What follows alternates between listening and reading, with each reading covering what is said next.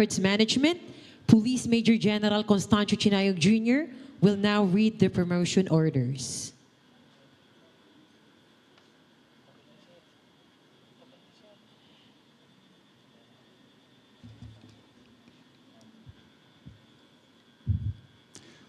Promotion. Pursuant to General Orders Number NHQ GO-PR-2025-2798, National Headquarters, Philippine National Police, dated June 2, 2025. Police Major General Nicolas Deloso Torre III is promoted to the rank of Police General in permanent status effective June 2, 2025.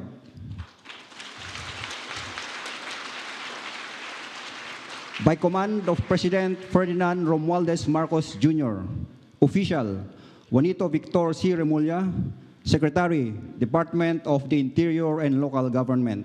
Signed, Constancio T. Chinayog Jr., Police Major General, the Director for Personnel and Records Management. At this moment, we shall witness the oath-taking of the incoming Chief of the Philippine National Police. May we request Mrs. Patricia Jane Torre, as well as Mr. Julius Patrick, Rod Felicer, and Bert Felix Torre to join our honoree. To administer the oath is the President of the Republic of the Philippines, His Excellency Ferdinand R. Marcos Jr. For the solemnity of the ceremony, everyone is requested to rise.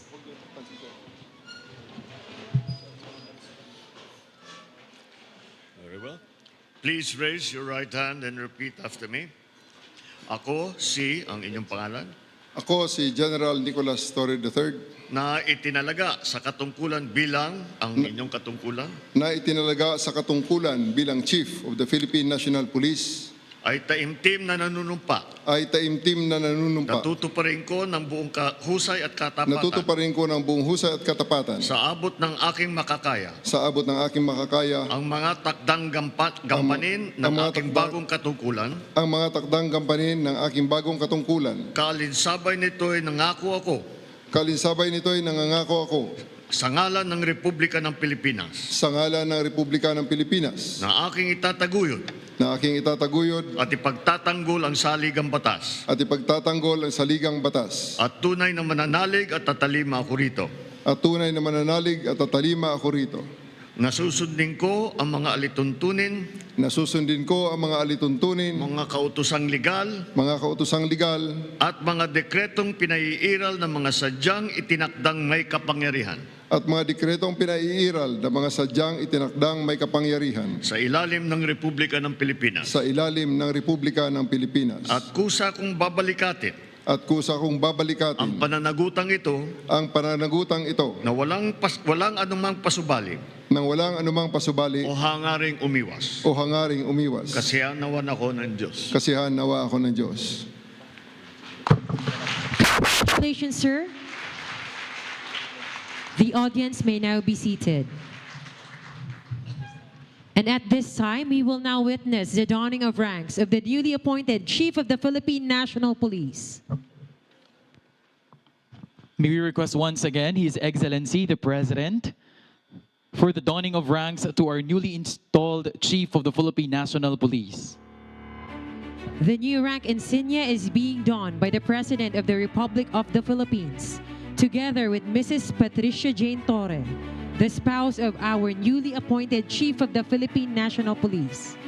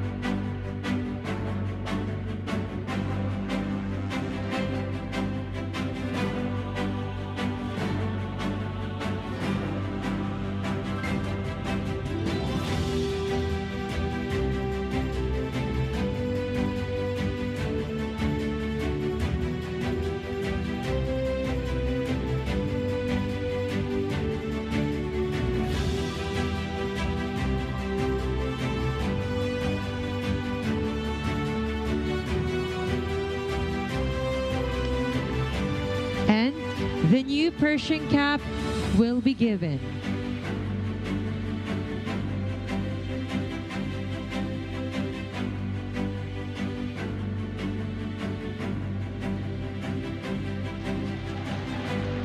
Thank you very much. And hail to the new Chief of the Philippine National Police. Thank you, His Excellency. You may now be seated. The newly appointed Chief of the Philippine National Police for his inaugural speech. Ladies and gentlemen, once again, Police General Nicolas Torre III.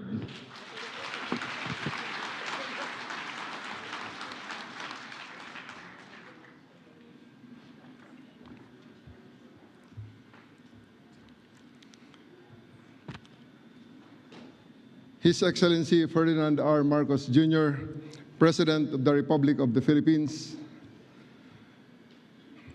members of the Cabinet, led by Executive Secretary Lucas Bersamin and Secretary of the Interior and Local Government, Juanito Victor C. Remulla, sir, officers and personnel of the Philippine National Police, partners in uniform in the Armed Forces of the Philippines, members of the Diplomatic Corps, fellow public servants, friends and my family, my wife Jane, JP, RF, and BF, to everyone joining us from the live stream. And allow me to greet my late father, Master Sergeant Rodolfo M. Torre, 551354 PC. Magandang araw po sa inyong lahat. Today I stand before you as a public servant, humbled by the enormity of the task and inspired by the mission all of us share, to serve and protect the Filipino people with integrity, courage, and compassion. To President Marcos, sir, thank you for entrusting me this responsibility, sir. This is a position of trust, and as a duly elected representative of the Filipino people, you have my full commitment, and I will abide solely by your directive in faithful service to our nation and the strengthening of the Philippine National Police. To General Rommel Marbil, sir, thank you for your service and legacy. I and the entire Philippine National Police will build on your efforts and aims to steer our organization forward, grounded in unity and guided by the principles of the rule of law. We recognize that every step we take from today is built on the foundations that you have laid. And to the Filipino people, the very reason for our existence, we, the Philippine National Police, shall work harder to earn and ensure that our communities are safe, your rights are respected, and your trust is earned. I believe that we are ready to deliver on your expectations as we had done in the past. At hindi ako nag-iisa. I stand shoulder to shoulder with the over 220,000 strong and dedicated men and women of the Philippine National Police, each one entrusted with upholding the dignity and honor that our badge represents. As your Chief of the Philippine National Police, in addition and in continuation of the legacy of General Marbil, I will lead with three core pillars. Pillar number one is in compliance to the directive of the President for swift and responsive public service. We will institutionalize a 3-minute emergency response time in major urban centers, and this had been done already during my term in Quezon City in the 3-minute response time project. This is not just a benchmark, it is a lifeline. Every call for help deserves immediate attention and action. We will be present. Makikita nyo kami sa kalsada, sa komunidad, sa palengke at sa bawat lugar na kinakailangan ng ating presensya para magbigay ng kapanatagan at ng kalooban. Kung nasaan man ang bawat Pilipino, sila ay ligtas. To support this, we must ensure pillar number 2, unity and morale within the ranks. A divided force cannot defend a nation, thus we will strengthen our core from within, guided by discipline, mutual respect, and leadership by example. To our men and women in uniform, we expect the best from you in protecting others. With this expectation, we will also give you the best training, best leadership, best support, and the best opportunity to grow in this institution.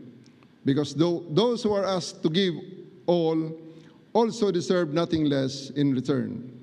Pillar number 3, accountability and modernization. In support of the President's reform agenda and of key pillar number 1 on swift and responsive public service, we will modernize our systems, enhance our investigative tools, and adopt innovative technologies that protect rights while ensuring order. In support of these 3 pillars, I give you these 3 promises. Una, sa buong kapulisan, nandito ako at ako ay lagi niyong kasama. Sabay nating harapin ang lahat ng hamon ng ating organisasyon at sabay nating pangalagaan at itaas ang dangal ng ating uniforme. But I will ask something from you in return of this promise. Sa ilalim ng aking pamumuno, action will be rewarded. Hindi sapat ang pogi points. We will reward those policemen who will work hard on our 3 pillars. Respond to public swiftly, unite and uplift the morale of your fellow public servants, and hold yourself and others within the ranks accountable. Real talk lamang. No need for endorsements under my leadership. Appointments will be based solely on merit, and only the most competent will be entrusted with the right positions in the right places. Deliver excellence in your police work. File affidavits, execute warrants, bring criminals to justice, raise your hands in front of judges and fiscals, and provide evidence against these criminals to support their conviction, and you will be recognized and rewarded. Of course, I have to reiterate that all of these actions must be done within the ambit of the law, evidence-based, and rights-respecting. I challenge each and every member of the PNP to be louder than me, not only in words, but also in action. When you're doing extraordinary things for the people, you deserve to be heard and recognized. Mag-ubanta sa pagserbisyo nga matinud-anon. Magbinuligay kita sa aton ginahandom nga kalinong sa aton nga nasyon. Agtitinulong tayo, amang salaknib, iti panggilan tayo. Sama-sama nating iangat ang watawat ng isang malinis at tapat na pambansang kapulisyan. Pangalawa, to our foreign guests and residents, we are happy that you have chosen the Philippines to be your second home. I promise that all of our laws apply equally to all, regardless of nationality. We are committed to upholding everyone's right, safety, dignity, including yours. Pangatlo, para sa bawat Pilipino, sa ilalim ng aking pamumuno, ang batas ay patas, ang serbisyo ay mabilis, at ang kapulisyahan ay karapat-dapat ng inyong tiwala. Hindi nyo na kailangan pang pumunta sa kung saan-saan at hindi namin kayo pagpapasapasahan at ang PNP na lamang ang inyong maging sumbungan ng inyong mga hinaing, lalong-lalo na ng paglabag ng inyong karapatang pantao. Tulungan nyo kaming tulungan kayo. We acknowledge your active partnership in creating the bagong Pilipinas we all dream of at buong puso kaming nagpapasalamat. Huwag kayong bibitaw at manatili sana kayong katuwang sa pagtaguyod ng kapayapaan at kaayusan ng ating bayan. We will strengthen our partnerships with the public so we can better understand local needs and respond to them with empathy and precision. Today marks more than a beginning. It is a defining moment. Thus, let us seize it with unwavering courage, grounded in humility and a relentless commitment to serve the Filipino people with honor, excellence, and integrity. Maraming salamat po. Mabuhay ang pambansang pulisya, mabuhay ang bagong Pilipinas, mabuhay ang sambayanang Pilipino, at sa bagong Pilipinas, ang gusto ng pulis, ligtas ka! Maraming salamat po. Thank you very much and congratulations, Police General Nicolas Torre III.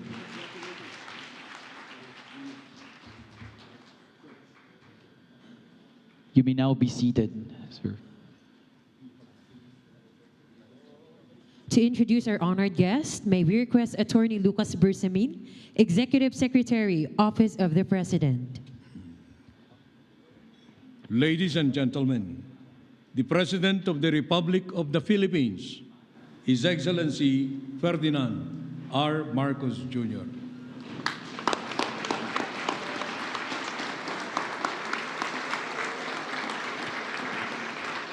Thank you, Executive Secretary Luke Bersamin, for your introduction. Please take your seats.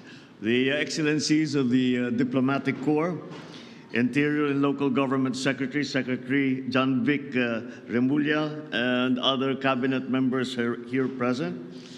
The Armed Forces of the Philippines Chief of Staff, General Rommel Browner, and the Major Service Commanders. Outgoing Chief of the Philippine National Police, Police General Rommel Francisco Marbil. The newly installed Chief of the Philippine National Police, Police General Nicolas Torre III. Officers and civilian employees of the Philippine National Police, ang aking mga kasamahan sa pamahalaan, ang ating mga bisita na dumating ngayon, magandang araw po sa inyong lahat. Today, we witness more than a ceremonial change of command. We come together to reaffirm a shared responsibility, a responsibility to uphold peace, to preserve justice, and to protect the dignity of the Filipino. Each change in leadership promotes the values that give strength to our institutions. It reflects a clear belief that lasting progress is grounded in consistent service, accountable governance, and leadership that never forgets its duty to the people. So allow me to express the gratitude of a nation to the man who has served with strength and with resolve, Police General Rommel Francisco D. Marbil. General Marbil, you led the PNP with a compass firmly set on integrity, professionalism, and respect for human rights. In your stewardship, the PNP became a more people-centered, structured, and regulated institution. You guided our officers to serve with integrity, and in doing so, you restored the people's confidence in the uniform that the police wears. In moments that tested our resilience, from disaster response to crisis management, from general public safety to the conduct of a credible and peaceful 2025 national and local elections, you showed us what a smart, capable leadership looks like. Sa ilalim ng inyong pamumuno, naging sandigan ng pamahalaan ng kapulisan na sa paghahatid ng tulong, pagbibigay ng proteksyon at pagtataguyod ng karapatang pamtao. Ipinakita ng PNP na walang katumbas ang buhay ng tao. Mga buhay na nailigtas, napaglingkuran at natulungang makabangon. And for this, General Marbil, we are truly grateful.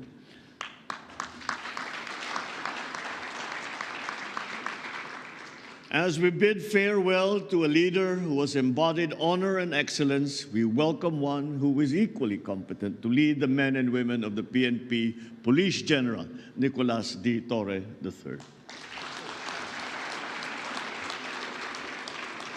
Your assumption of command comes at a time that calls for clarity, for courage, and for conviction. These challenges that we face are evolving. We have transnational crime, cyber threats, extremist violence, and even police misconduct.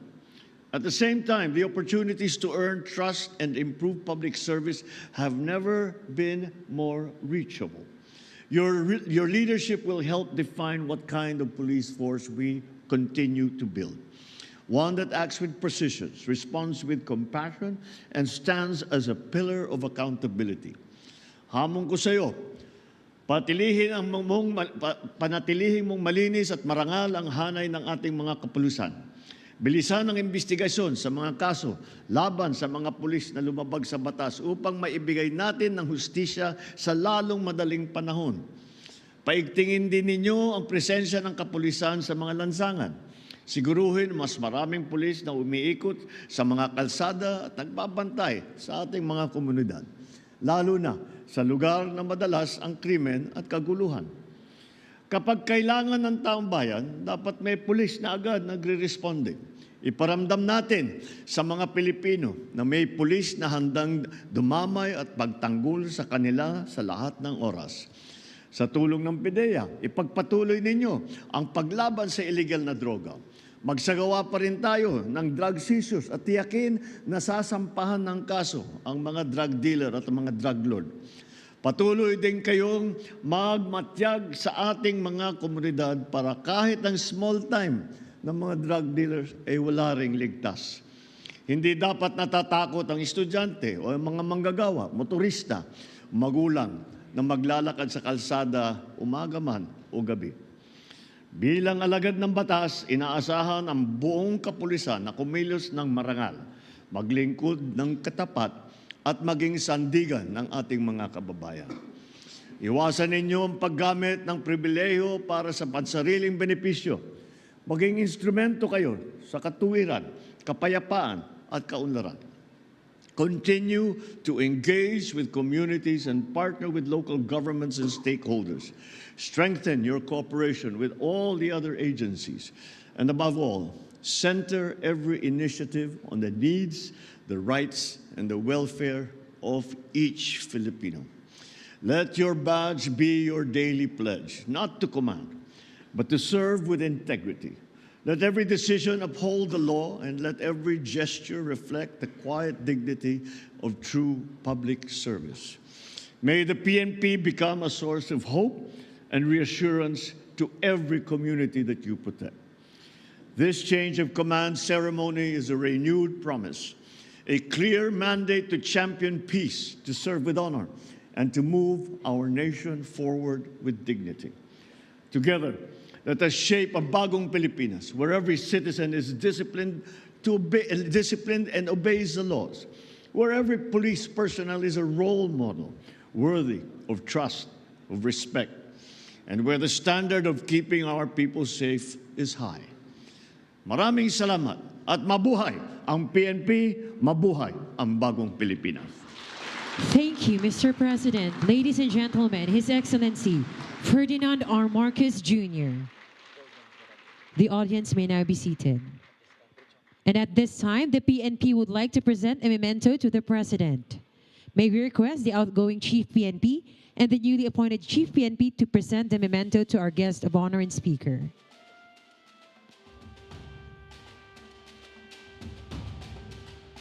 The memento given is MP310 submachine gun refurbished, a token of heritage and service. These refurbished MP310, a compact and reliable 9mm submachine gun, features a simple blowback mechanism and remains known for its durability and ease of use. Once issued to the Philippine Constabulary and later the Integrated National Police, it was used by the Philippine National Police during the 1970s, primarily for counterinsurgency and internal security operations. This memento is presented to His Excellency Ferdinand R. Marcos Jr., President, Republic of the Philippines, during the change of command ceremony and retirement honors for Police General Rommel Francisco Marbil. Thank you very much. Warm applause, ladies and gentlemen.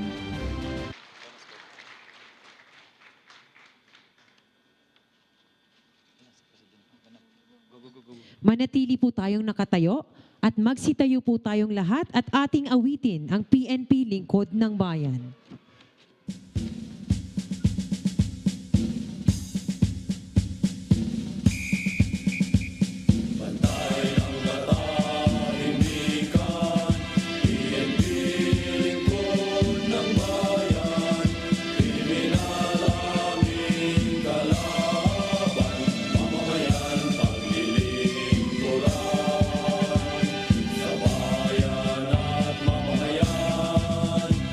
PNP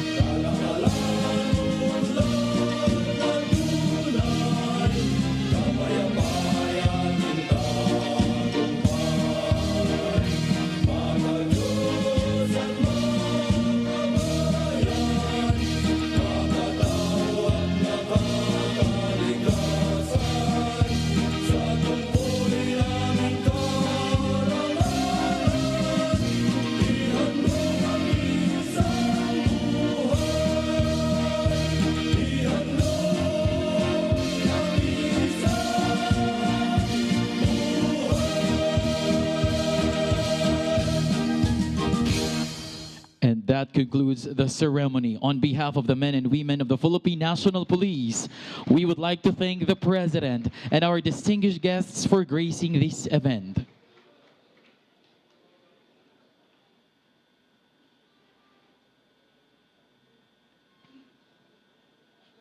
Maraming salamat po. Mabuhay ang Philippine National Police. Mabuhay ang bagong Pilipinas.